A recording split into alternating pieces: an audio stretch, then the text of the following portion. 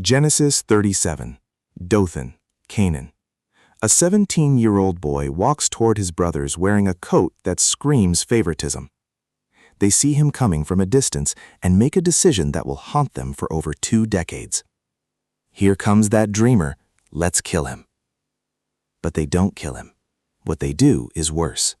They throw him in a pit, sell him to slave traders for 20 pieces of silver, then dip his coat in goat's blood and tell their father he's dead. For 22 years, Jacob mourns a son who's actually alive in Egypt. And the brothers? They live with a secret that's eating them from the inside. This is Bible Cold Case, the family betrayal that changed history.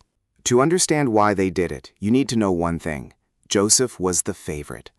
Jacob had 12 sons from 4 different women, but Joseph was Rachel's firstborn, the son of the wife Jacob actually loved.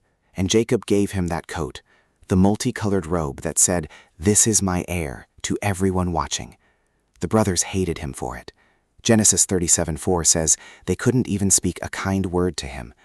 Then Joseph made it worse. He started having dreams where his brothers bowed down to him, and instead of keeping quiet, he told them, "I had a dream where your sheaves of grain bowed to mine, where the sun, moon, and stars bowed to me." Even their father rebuked him, but the brothers knew something terrifying. Joseph wasn't delusional, he was prophetic, and one day they'd be under his authority. So when Jacob sends Joseph alone to check on them in the wilderness, they see their chance. The plan? Kill him, throw him in a cistern, blame it on a wild animal. Reuben, the oldest, stops them, not out of morality but strategy. Don't shed blood, just throw him in the pit. His plan was to come back later and rescue Joseph, to restore his reputation with their father. When Joseph arrives, they rip off his coat and throw him into a dry cistern. Joseph is screaming, begging them to pull him up.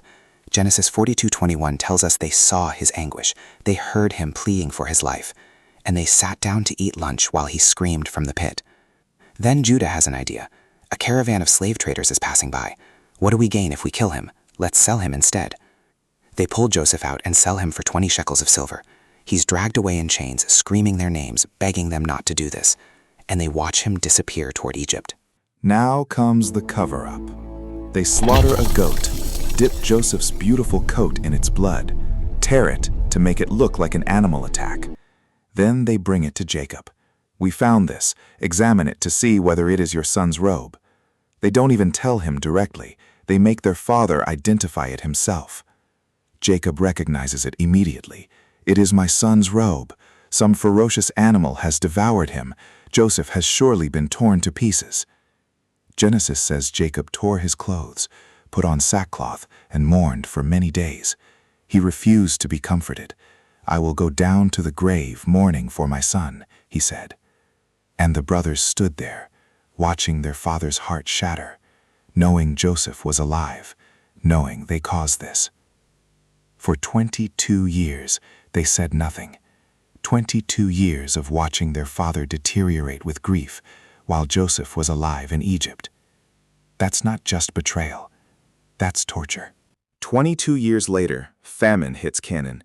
Egypt has grain. Jacob sends his sons to buy food. They arrive and bow before the Egyptian governor in charge of distribution. They don't recognize him. He's Egyptian now, clean-shaven, speaking through interpreters, wearing royal regalia. But he recognizes them immediately. It's Joseph, their brother, the one they sold, now the second most powerful man in Egypt, and they're bowing before him, exactly like his dream predicted. Joseph doesn't reveal himself right away. He accuses them of being spies, throws them in prison for 3 days, then releases them but keeps Simeon hostage, forcing them to bring back their youngest brother Benjamin. The brothers are terrified, and in prison they finally say it out loud. "Surely we are being punished because of our brother. We saw how distressed he was when he pleaded with us for his life, but we would not listen."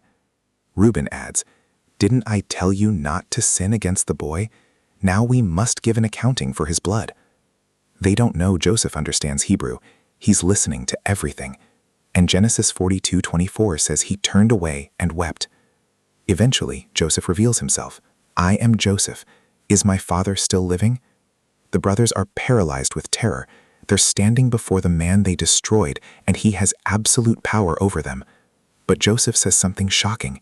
"Don't be distressed. It was to save lives that God sent me ahead of you."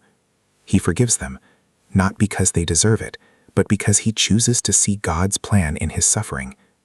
But here's the question: did they ever truly believe it? The brothers were never legally punished. Joseph protected them, gave them land, and they lived in Egypt for the rest of their lives. But forgiveness isn't the same as freedom. Genesis 50, after Jacob dies, the brothers send Joseph a message. "Your father left these instructions. Please forgive your brothers for what they did." Scholars debate if Jacob actually said this or if the brothers made it up. Either way, it shows they never believed Joseph truly forgave them. Even after decades of peace, they lived in fear. That's the real punishment, not a prison cell, but the internal cage of guilt that never unlocks. The Bible doesn't sugarcoat this. It records their crime, their deception, and the lifelong consequences. Joseph's story is famous because he rose above betrayal. But his brothers? They're remembered as the men who sold their own blood for 20 pieces of silver and spent the rest of their lives haunted by it. This is Bible cold case. Some crimes are only resolved by grace, but some wounds never fully heal.